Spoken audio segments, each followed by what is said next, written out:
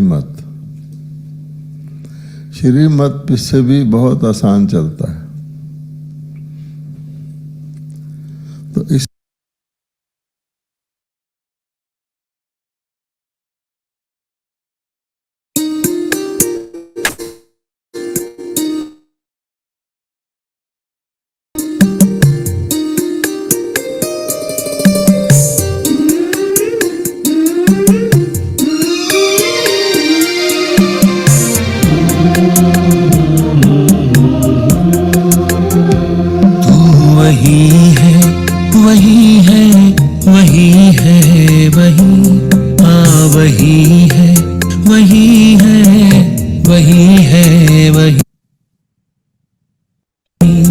जिसकी चाहत थी सदियों से हर कौम की, तू वही है, वही है, वही है, वही। तू वही है, वही है, वही है, वही। हाँ वही है, वही है, वही।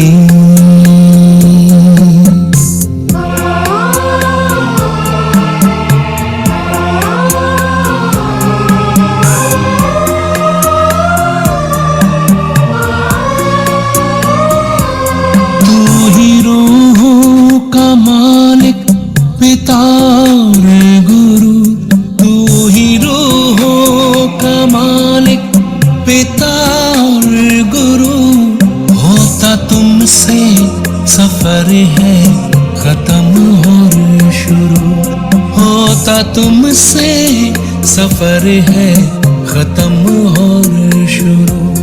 परवरिश दे रही तेरी मौजूदगी, वही है, वही है, वही। तू वही है, वही है, वही है, वही। हाँ वही है, वही है, वही। हाँ वही है, वही है, वही।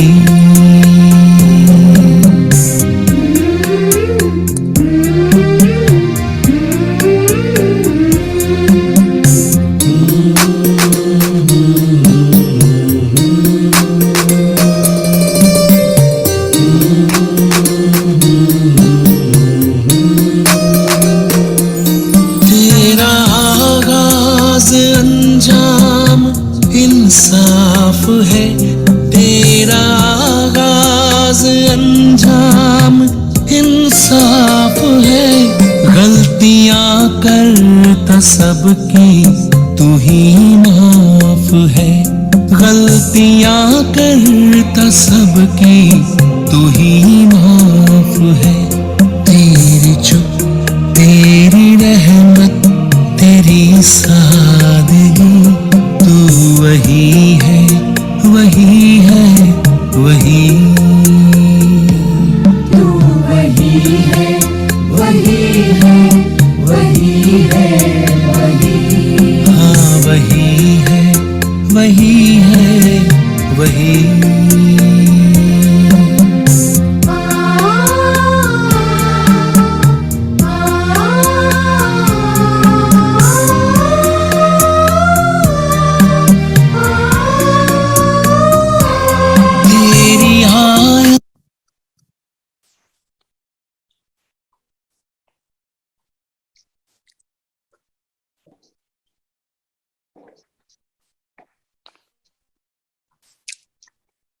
ओम शांति। ओम शांति। दीदी। ओम शांति दीदी। शांति। ओम शांति।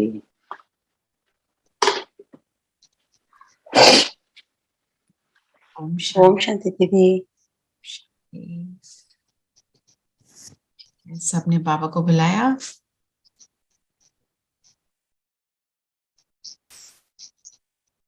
अपनी स्वस्थिति में स्थित होकर क्लास शुरू करेंगे।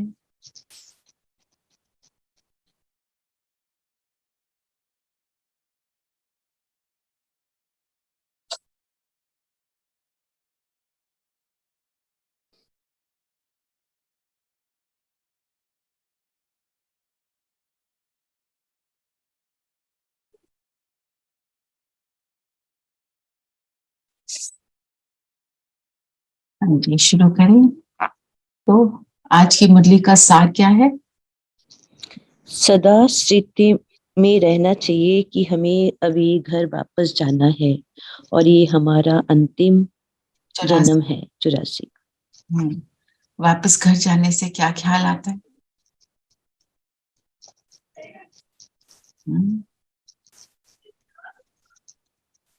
जब कहीं वापस जाना हो तो उससे क्या ख्याल आता है?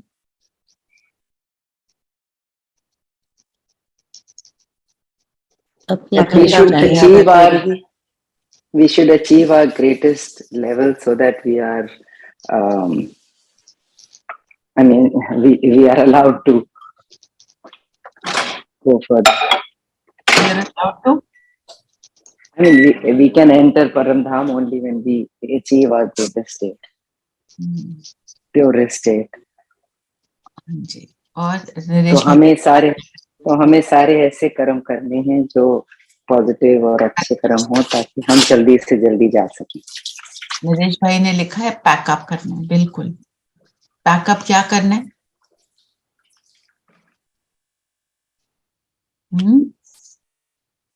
क्या पैक करना है? अपने संस्कार। कौन से संस्कार पैक करने हैं? श्रेष्ठ संस्कार। पुराने छोड़ने और नए वाले नई पैक करने, साथ ले जाने के लिए। अच्छा, एक और बात, हम कैसे आए थे? जब ऊपर से नीचे आए थे तो कैसे आए थे? कौन से सब गुण संपन्न। तो जैसे आए थे वैसे वापस जाना। कहीं जाते हैं तो जो लेकर जाते हैं वही वापस ले जाते हैं ना, वहां का सामान थोड़ी उठा कर ले जाते हैं। तो रावण राज का सामान तो हम नहीं लेके जाएंगे, हम वही ले जाएंगे जो हमारा एक्चुअली अपना है ना। तो ये हमारा लास्ट जन्म। जब कहीं का भी एंड मोमेंट्स होते हैं हम क्या करते हैं? डिटॉक्स। अच्छा, नरेश भाई ने लिखा है डिटॉक्स करो। नहीं, डिटैच दीदी। हम कर्म भी तो लेके जाते हैं। कर्म which are worth taking with us. Detach लिखा है दीदी, डिटैच। अच्छा, ओके ओके। कर्म का आधार क्या है? संस्कार। तो जैसा संस्कार वैसा व्यवहार होता है ना। तो अगर संस्कार अच्छा है तो व्यवहार भी परफेक्ट होगा। तो बाबा ने हमारी और हमारा ज्ञान, हमारा योग क्या है? स्मृति स्वरूप, to remember who I am and what I have to do. जो जब मुझे ये याद है, सदा स्मृति रहे कि ये मेरा अंतिम 84वां जन्म है, अब वापस घर जाना है, फिर अपने राज्य में आना है। राज्य के बारे में सोचकर, क्यों राज्य के बारे में सोचना है?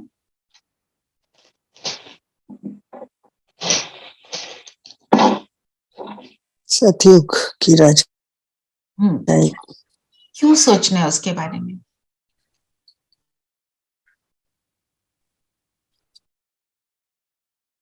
क्या होगा उसके बारे में सोचकर? दीदी टारगेट रखेंगे जब तो मिलेगा। एक टारगेट रखेंगे। दूसरा, पावन होकर हमें वहां जाना है। पावन होकर जाना। खुशी होती है तो खुशी, निश्चय बनता है, विश्वास निश्चय बनता है, मन करता है मन किस चीज फॉलो करने का, फॉलो करने का। मन जिसके बारे में सोचेंगे वैसा संस्कार बनेगा ना। जैसी स्मृति वैसी स्थिति। आपने सत्युग के बारे में सोचा, हम सत्युग को देखते हैं तो कैसा देखते हैं? लगाना जरा चित्र धीरेन भाई, कुमकुम बहन या धीरेन भाई, दोनों में से जो भी एक चित्र लगाओ जरा स्वर का। मेरे को स्वर का चित्र लगाओ।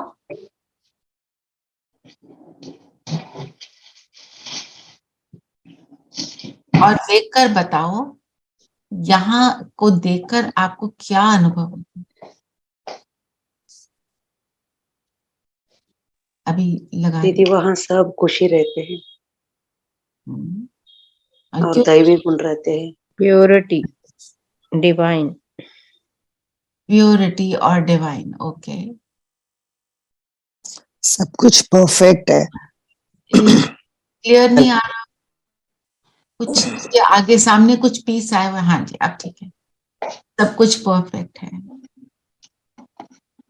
अब 1 मिनट जरा वॉच करो, यहाँ स्वर्ग में जो सब देवी देवताएं होते हैं, है ना, तो देवी देवताएं कैसे दिख रहे हैं? सब डांस कर रहे हैं, एंजॉय कर रहे हैं। हर्षित, और सर्व गुणों से भरपूर दीदी। गुणों से भरपूर दिख रहे हैं ना, सबके अंदर कितनी स्टेबिलिटी है, कोई भाग दौड़ नहीं दिख रही, जो सीनरी है वो भी कितनी एकदम जैसे हारमोनियस होता है ना, तो it's a time of harmony. एक दूसरे के साथ एक संस्कार के साथ संस्कार मिलाकर चलते हैं। कोई चल रहा है, गीत गा रहा है या डांस कर रहा है, सबके अंदर एक क्या कहते हैं, संतुष्टता की फीलिंग आती है ना। तो जो आप देखो, और आप कुछ ऑब्जर्व कर रहे हो, मैं कुछ ऑब्जर्व कर रही हूँ, पर जो भी आप ऑब्जर्व करोगे वो गुण को ही दिखाएगा, दर्शाएगा, है ना। नेचर कब ऐसे स्मूथ, पीसफुल, सीरीन होती है जब हम यहाँ सीरीन है ना। तो ये सारी बातें जब इसको इसको अनुभव में थोड़ा सा इसके बारे में सोचते हैं, तो हम भी वैसे बनना शुरू हो जाते हैं। That is important. फिर बाप पक्का सौदागर कैसे?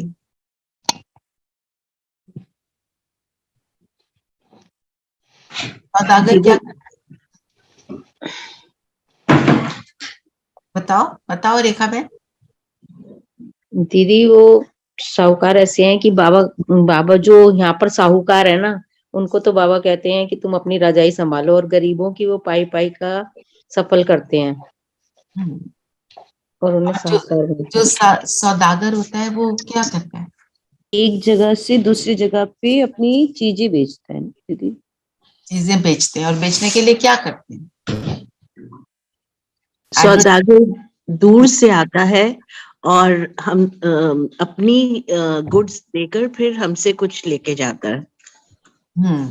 है ना। और उसके लिए क्या करता है? खूब एडवर्टाइजमेंट करता है।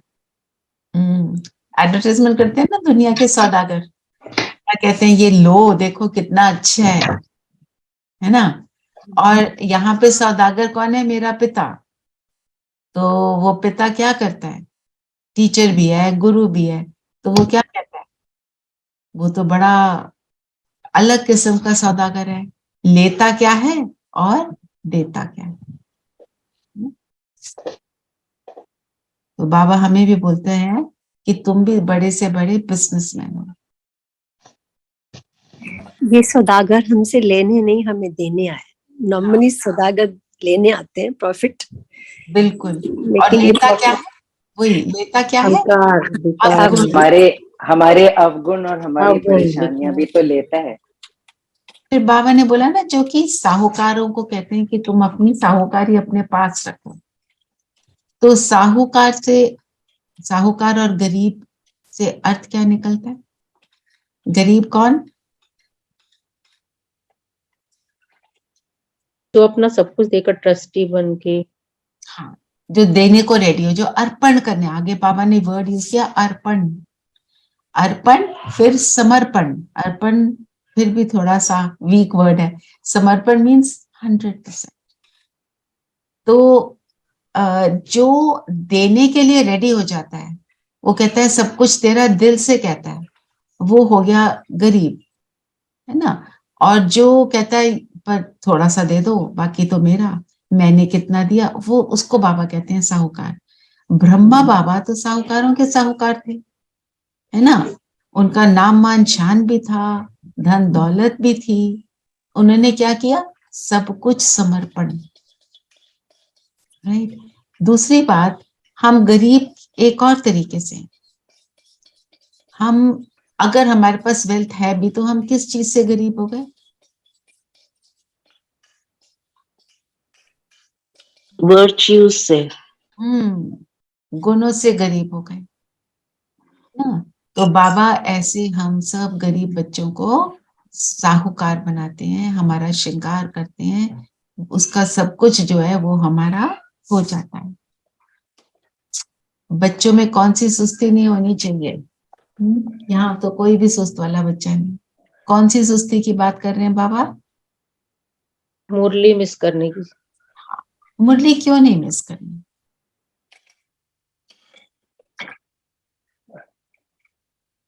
वो तो अर्ली मॉर्निंग हमारी आत्मा को शक्ति एकदम मिल जाती है फॉर द होल डे। ठीक है। आज बाबा जो ब्राह्मण बच्चों का महावाक्य श्वास है दीदी, हैं जी? गाइड। ब्राह्मण बच्चों का श्वास ही है मुरली।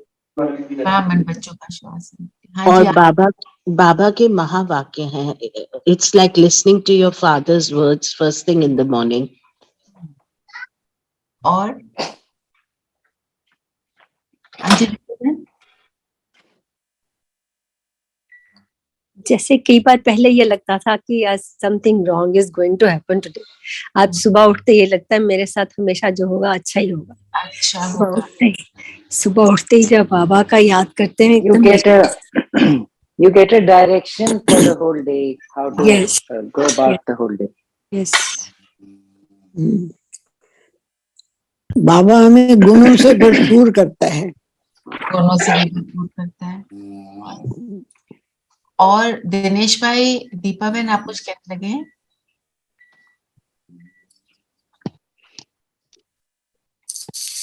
अच्छा, तो मुरली जो है बाबा ने बोला कि एक दिन भी मिस नहीं करनी।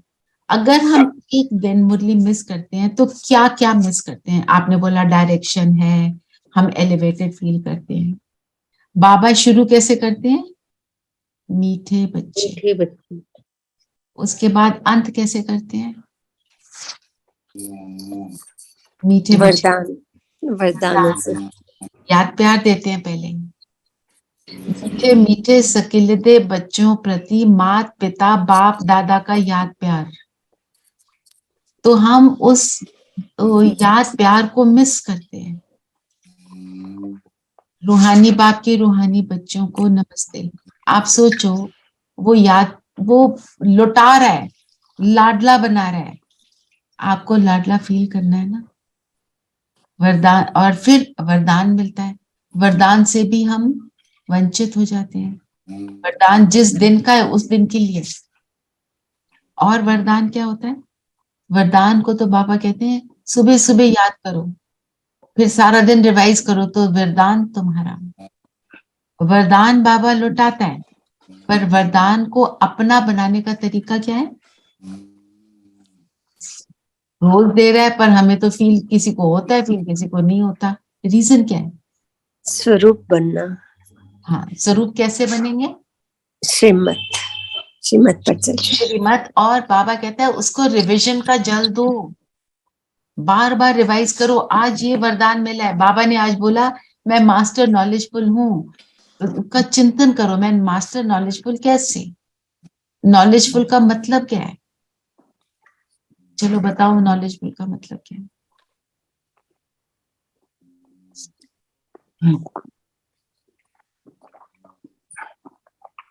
नॉलेजफुल किसको कहेंगे?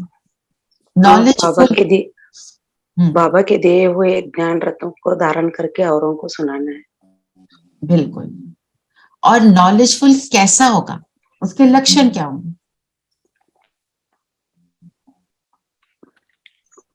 श्रीमत को पूरी पूरी फॉलो करेंगे। और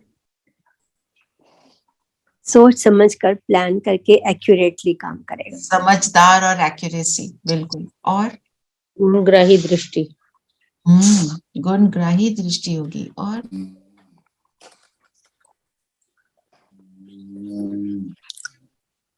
नॉलेज फुल है, नॉलेज से फुल। निश्चय बुद्धि होगा। निश्चय बुद्धि होगा दीदी, और किसी को दुख नहीं देगा, और सदा खुश रहेगा, है ना। और नॉलेजफुल ऑलवेज मनन चिंतन करेगा, ऑलवेज।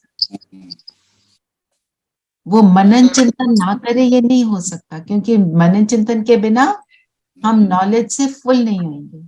फिर वो कर्सरी कैजुअल सा ग्लांस करा मुरली का और खत्म। ऐसे अपने को चिंतन देकर योग से पहले ये चिंतन करो और फिर योग करो, देखो कितना सुंदर योग है। तो आज क्या बोला बाबा ने, नॉलेजफुल कैसे बोला उसको देखते हैं। क्या बोला बाबा ने वरदान में?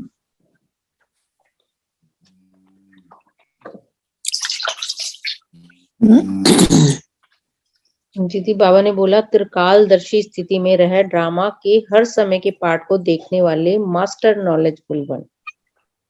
तो त्रिकालदर्शी स्थिति में कैसे होगा ये सारा काम?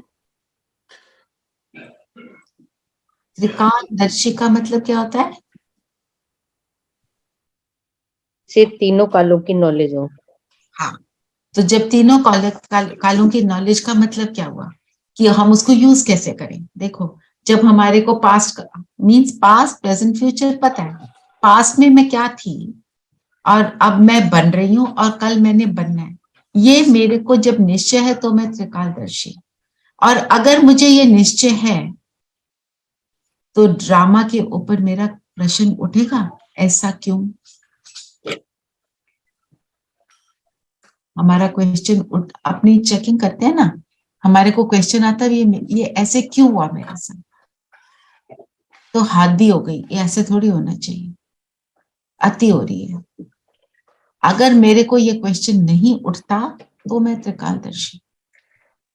जो बाबा ने बोला संगम युग के टॉप पॉइंट पर जाकर हर एक के पार्ट को देखो, तो आपको कैसा फील होगा? तो बहुत मजा आएगा ना। हमारे में से हम कितने हैं जो फील करते हैं कि हम ड्रामा को देखकर कह पाते हैं कि ड्रामा खेल है, हमें मजा आ रहा है? लगता है कि नहीं लगता है? रिस्पॉन्स दीजिए please. Yes, not always. Not all. जब प्रॉब्लम होती है तो सब भूल जाता है। सब भूल जाता है, बिल्कुल। उसी निश्चय को हमने बढ़ाना है ना? भूलने में तो बहुत तेज है, बहुत जल्दी भूलते हैं। बहुत जल्दी भूलते हैं। रिवीजन अप्लाई करते हुए भूल जाते हैं, भूल जाते हैं। यस। तो हमारे को उस चीज के लिए खुद की समझ देनी है, क्योंकि अब समझ तो रोज बाबा दे रहा है और हमें पता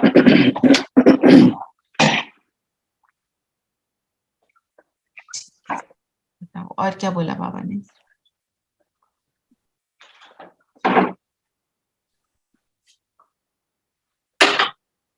आज बाबा ने अवतार की बात की ना, उसको थोड़ा सा समझना चाहिए। अवतार कौन होता है? जो ऊपर से आता है। अवतरण होते हैं। अवतरण किसका होता है? श्रेष्ठ आत्मा का होता है। वो अपना पार्ट प्ले करता है और चला जाता है। तो जो बाबा का अवतरण है वो तो क्या है? बाबा ऊपर से आते हैं, ब्रह्मा तन में प्रवेश करते हैं। जब ब्रह्मा अव्यक्त हुए तो फिर दादी के तन में प्रवेश किए और अपना पाठ बचाया और हमारे को सबको ज्ञान दिया। जो धर्म पिता है, जैसे क्राइस्ट जीसस था ना उसका नाम, तो क्राइस्ट कौन? जो आत्मा ऊपर से आई, प्योर आत्मा नीचे आई और जीसस के शरीर में उसने प्रवेश करके पूरा धर्म की स्थापना की, है ना? तो जो बाबा ने आज क्या इसका क्या राज बताया? आप में से कौन बताएगा? तो क्या होता है? तो जब सहन करना पड़ता है तो कौन सहन करता है? धर्म पिता के जिसके शरीर में प्रवेश किया, जिसके शरीर में प्रवेश किया। और धर्म पिता क्यों नहीं सहन करना होता उसको? वो तो रूह है ना दीदी, शरीर उनका नहीं। बिकॉज जो ऊपर से आत्मा आई है उसने तो अभी कोई विकर्म किया ही नहीं, तो वो कैसे उसको कुछ भी सहन करना है? सहन तो वो करेगा ना जो शरीर में, जिसका शरीर है, क्योंकि उसने विकर्म किए हैं। ठीक है ना? तो ये है, उसने कोई विकर्म तो किए होंगे जब आए, और आते कब है? द्वापर के बाद, और द्वापर के बाद तो कोई ना कोई विकर्म तो होते रहते हैं। और एक पॉइंट और जो आज बाबा ने हाईलाइट किया कि हम क्या कहते हैं, हम पाप शरीर पुण्य शरीर नहीं कहते। क्या कहते हैं? पाप आत्मा और पुण्य आत्मा, महान आत्मा। पर हम कभी नहीं कहते महान शरीर। और दुनिया वाले क्या कहते हैं? आत्मा निर्लेप है। तो निर्लेप नहीं है आत्मा, आत्मा पे भी जंक चढ़ जाती है।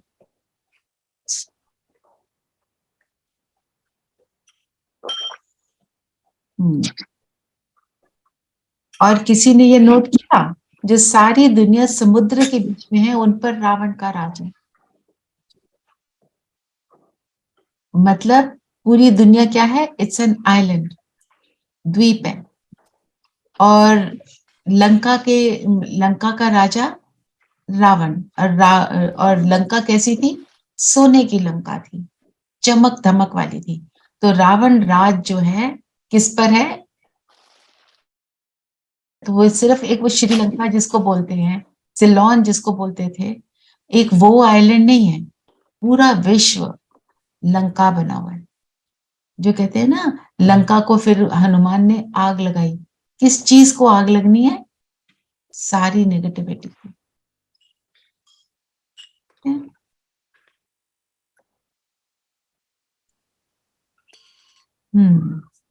और बताओ, आज हम गृहस्थियों के लिए तो बाबा ने आज बहुत अच्छी बात बताई। बताओ क्या बताया?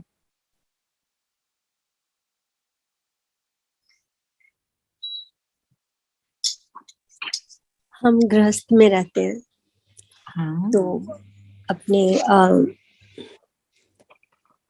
हम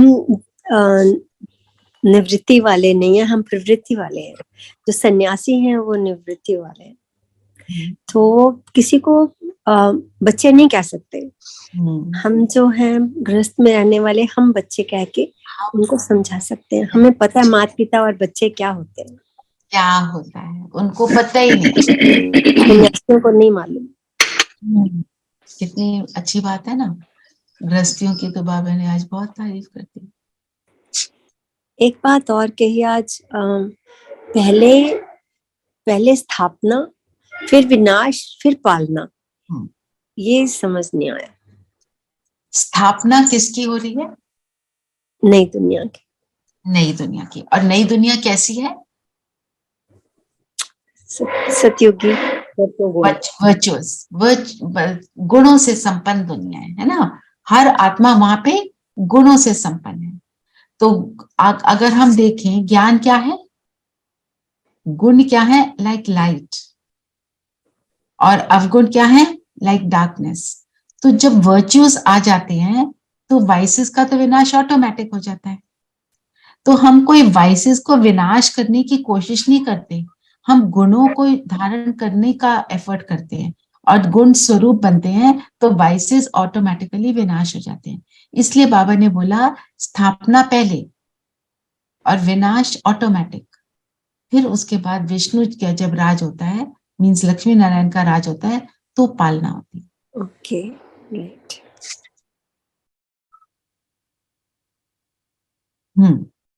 और बताओ, और कौन सा, और क्या बोला आज बाबा ने?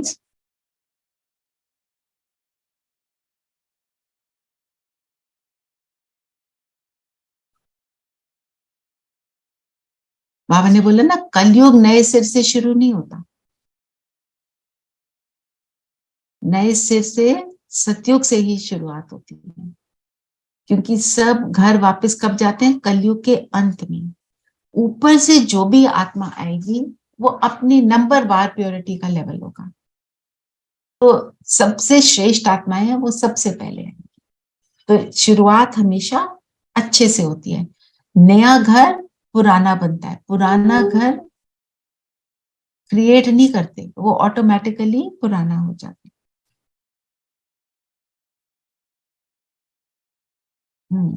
और बताया ना कि कृष्ण पीपल के पत्ते पर आया, ऐसे दिखाते हैं ना। तो इसका भी एक मैंने क्लास में सुना था राज, कि भारत, सिर्फ भारत रहेगा, भारत खंड रहेगा और कोई खंड नहीं होगा। भारत जो होगा वो पीपल के पत्ते की शेप में होगा, पर कृष्ण बालक जो है पहले आएगा और वही फिर नारायण बनेगा।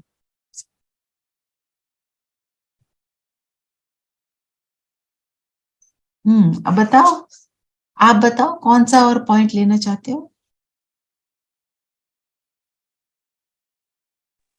एक पॉइंट था कि कृष्ण का स्वामी नहीं, राधे का स्वामी नहीं है, क्योंकि वो तो जब लक्ष्मी नारायण बनते हैं तभी होता है, अब स्वामी बनता है। बिल्कुल राइट है ना। ऐसे बाबा ऐसे नई नई बातें हमें समझाते रहते हैं। फिर बाबा ने मूडी नहीं बनना। आज की डेट में मूड ऑफ कितना सुनते हैं, ये शब्द कितना कॉमन है। आज उसका मूड नहीं। तो बाबा कहते हैं मूड ऑफ वाली बात नहीं करनी है, हमारे को क्या बनना है? Always always same mood, always मीठा। बाबा मीठा बनना पड़े। बाबा सदा मीठा क्यों रह सकता है?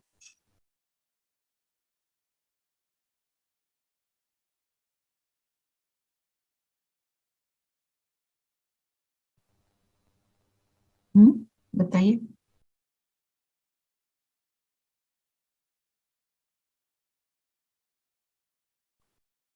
मेरी आवाज से नहीं आ रही क्या?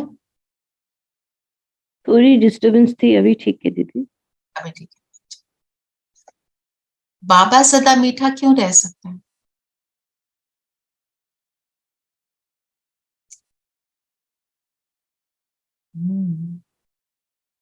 क्योंकि बाबा के पास शरीर नहीं है, जन्म मरण के चक्कर में नहीं है, चक्रों में नहीं है, वो डिटैच है।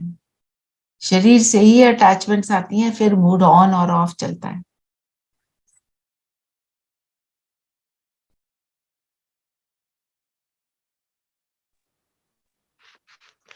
और दीदी, ओम शांति। दीदी आज बाबा ने ये भी बताया कि स्थापना, विनाश और पालना, ना कि स्थापना, पालना और विनाश। ये थोड़ा सा दीदी एक्सप्लेन कर दीजिए। तो स्थापना किसकी होती है ऋतु बहन? दीदी नई सृष्टि की। नई सृष्टि की। नई सृष्टि कैसी है? सतो प्रधान। सतो प्रधान का मतलब क्या? वर्च्यूज प्रधान है। हर एक आत्मा में वहां पर वर्च्यूज प्रधान है।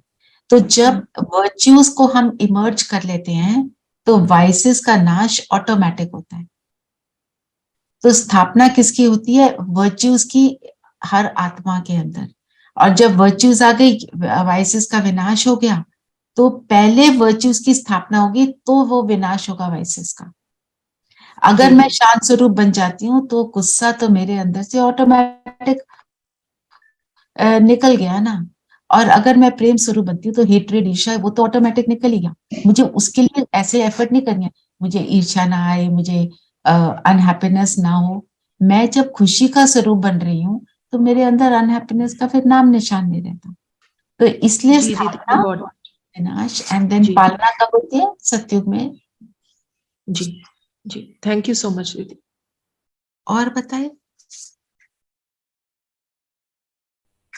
फिर एक बाबा ने ये बोला, ये इसी के साथ बोला, कायदे मुजीब करेक्ट अक्षर बोलने हैं। तो ये तो बाबा ने इस बात के लिए बोला।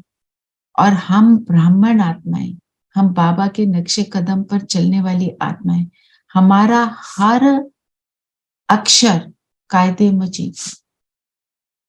तो हर अक्षर कायदे मुजीब का अर्थ क्या होगा? जैसे जो आपको लगता है आप शेयर करो। दीदी जो बाबा की श्रीमत के अनुसार हो। तो कौन से वो शब्द कैसे होंगे? सुख देने मीठे होंगे, दूसरों को खुशी देंगे, सुख देंगे, और high energy, high vibration create करेंगे। वो कभी भी उल्टे शब्द होंगे ही नहीं। मन में भी उठेगा आय हाय ये कैसा है। नो, तो कायदे मुजीब तो ऐसा होता है। जैसे बाबा है, बाबा कहता है ये हाय मेरे बच्चे कैसे हैं, नेवर। और अगर उसने हमारे को समझानी देनी होती है तो कैसे देता है, पहले तो आसमान पे चढ़ाता है, तुम बहुत अच्छे हो, तुम कितने श्रेष्ठ हो, पूर्वज आत्माएं हो, गुणों से संपन्न हो, पर ये वाली एक बात है ना, इसको करेक्ट कर लो, ऐसे बोलता है ना बाबा। ये है कायदे मुजीब।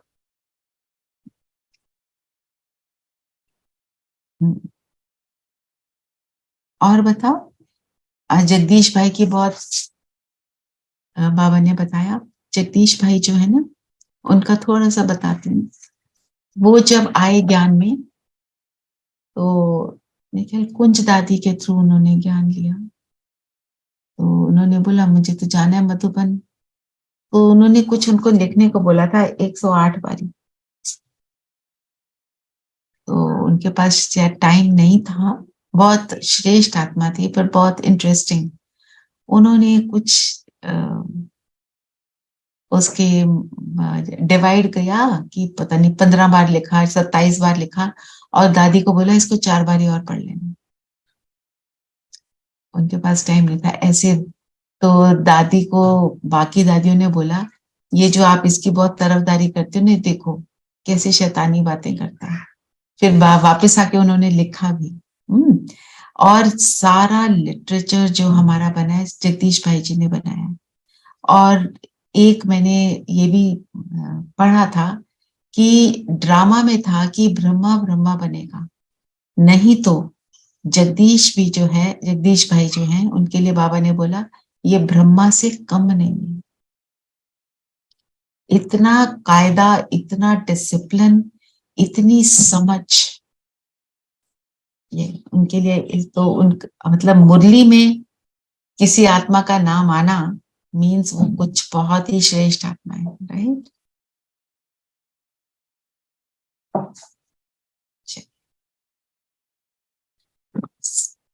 और बताओ कोई पॉइंट लेना है? दीदी एक और बाबा ने आज मुरली में कहा कि धर्मराज भी शरीर धारण कर सजा देंगे। फिर से बोलना। धर्मराज भी शरीर धारण कर सजाएं देते। तो धर्मराज कौन है? Dharmaraj means what? ब्रह्मा बाबा? नहीं, धर्मराज मीन्स कि देखो, ब्रह्मा बाबा तो ऐसे नहीं कह सकते। एक्चुअली धर्मराज मीन्स हमारे को जब दुख का अनुभव हो रहा है और हमें रियलाइज हो रहा है कि किस कारण मुझे ये सजा मिल रही है। दीदी हम स्वयं ही धर्मराज बनते हैं ना अपने कर्मों भी धर्मराज है, क्योंकि हम खुद सफर कर रहे हैं। कोई व्यक्ति आके मेरा सामना करता है, मेरे को परेशान करता है, तो एक तरह से वो धर्मराज हो गया ना। और वो आपको समझ आना शुरू होता है कि मेरे साथ ये इसलिए हो रहा है क्योंकि मैंने ऐसे वाला कर्म किया। माय कॉन्शियसनेस जैसे। Yes, it is our consciousness also. पर जैसे कोई व्यक्ति चैलेंज के रूप में आ जाए तो वो धर्मराज बन गया कि नहीं? धर्मराज मतलब जो सजा दे। सजा देना मतलब कोई व्यक्ति हो ऐसा जो मेरे को कैपेसिटी रखता है, वो धर्मराज हो गया।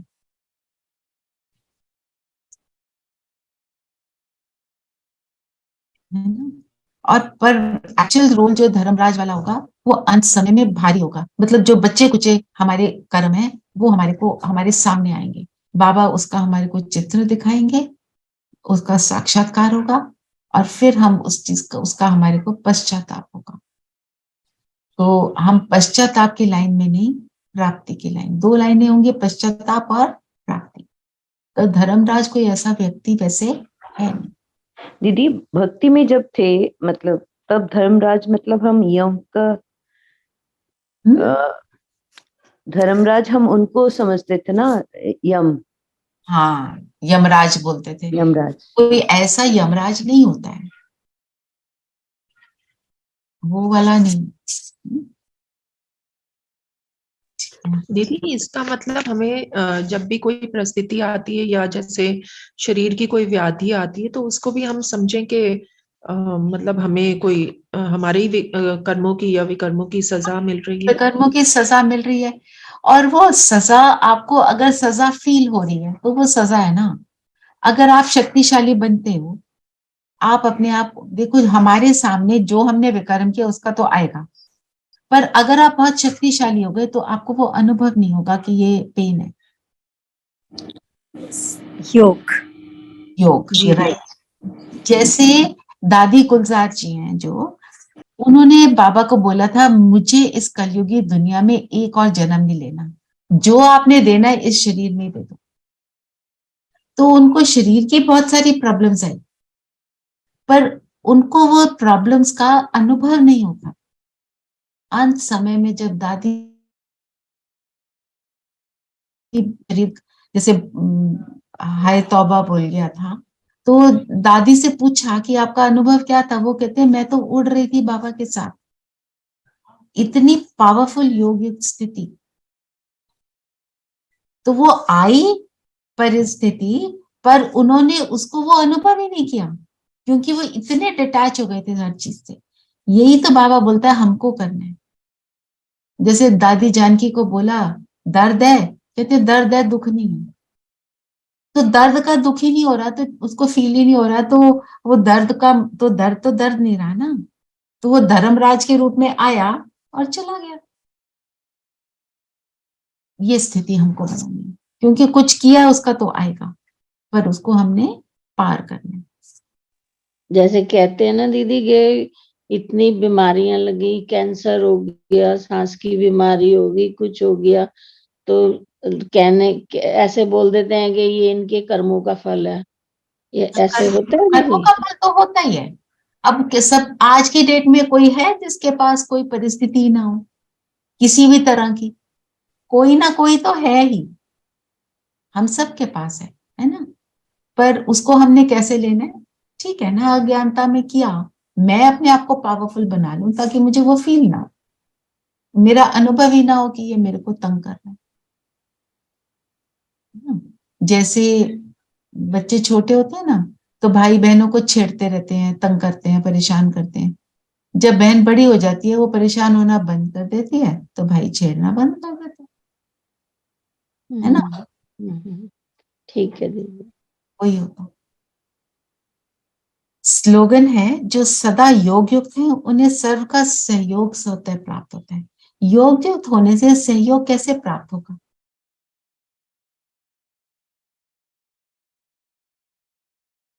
योग युक्त में मेरी स्थिति क्या होगी? हाईएस्ट बल दीदी, गुणों से संपन्न होंगे ना, यस कनेक्टेड। कनेक्टेड होंगे, परमात्मा के समान दिखाई देंगे, तो जो सामने वाला है उसको भी तो अनुभव होगा ना वही, तो वो ऑटोमेटिक सहयोग देगा। सहयोग किसको मिलता है? जो सहयोग देता है। जो सहयोग देता है। तो जब हम अपनी वाइब्रेशन से सहयोग दे रहे हैं, हमें ऑटोमेटिक मिलेगा। तो कितना इम्पोर्टेंट है योग। आप बताइए, कोई और क्वेश्चन है तो ले लेते हैं,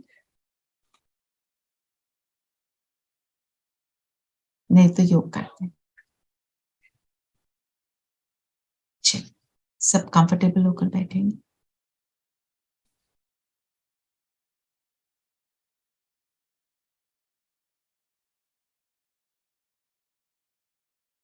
और आज का सम्मान लेंगे। मैं मास्टर नॉलेजफुल हूं।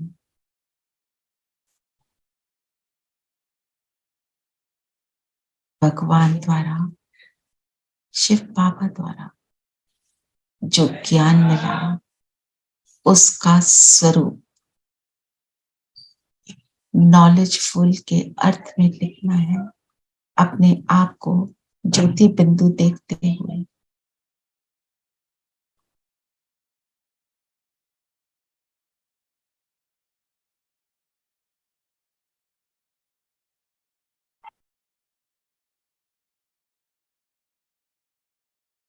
नॉलेजफुल अर्थात निश्चय बुद्धि। निश्चय मुझे कौन पढ़ाता? नॉलेजफुल अर्थात मुरली का चिंतन करने वाला। नॉलेजफुल अर्थात समझदार।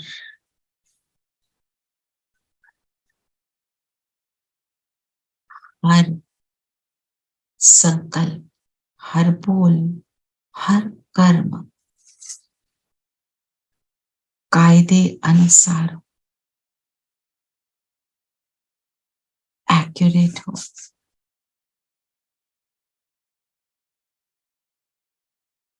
परमात्म याद में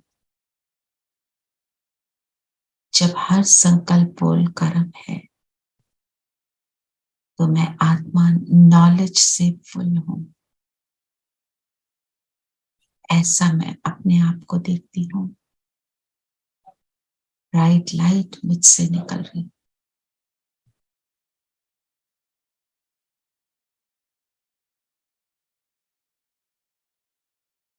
ज्ञान का स्वरूप हूं।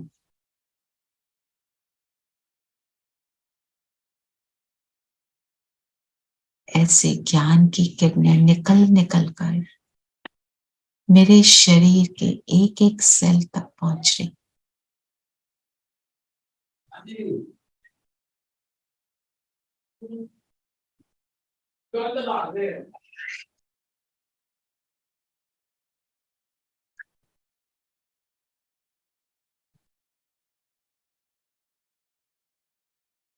मेरे शरीर के इर्द गिर्द एक लाइट का ऑरा बनता जा रहा है। इस स्थिति में स्थित होंगे।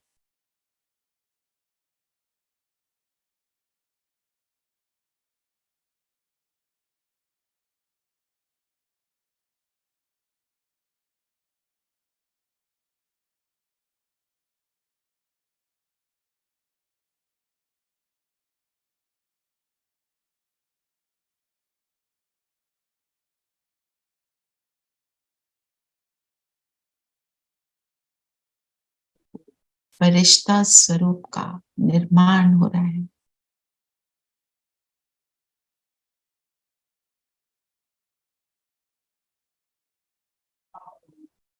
और अब ये लाइट का स्वरूप अलग हुआ और इसमें मैं आत्मा बैठ सूक्ष्म लोक चलती हूँ बाप दादा के सामने। दृष्टि लेंगे। बाबा का हाथ सिर पर अनुभव करें।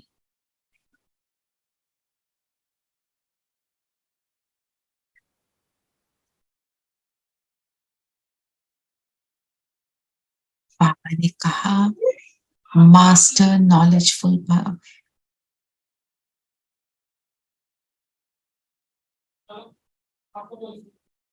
और अब बिंदु बनकर ज्ञान सागर शिव बाबा के सम्मुख परम धाम ज्ञान सागर की किरणों के नीचे मैं आत्मा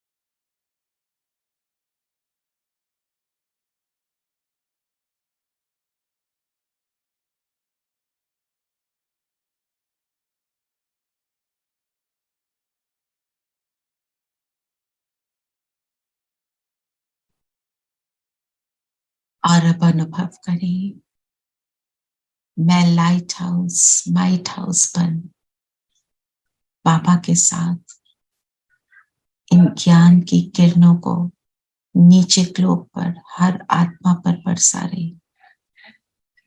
बाबा के महावाक्य हैं, ज्ञान सूर्य की किरणों के नीचे माया के कीटाणु भस्म हो जाते हैं। इसी अनुभव में रहेंगे और माया अर्थात दुख, कमजोरी, विश्व में ये किरण सबके दुख समाप्त कर रहे।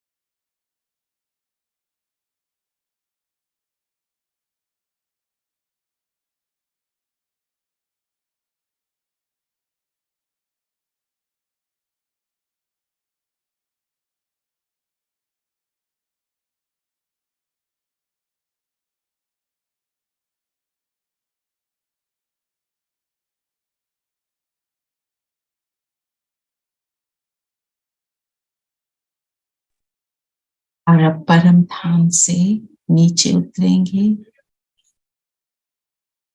अपने तन में प्रवेश करेंगे। मैं आज मास्टर नॉलेजफुल, निरंतर बाबा की किरणें फाउंटेन की तरह मुझ पर निरंतर चारों ओर फैला रही हूं। ओम शांति। ओम शांति। शांति। Thank you. शांति। ओम शांति। ओम शांति।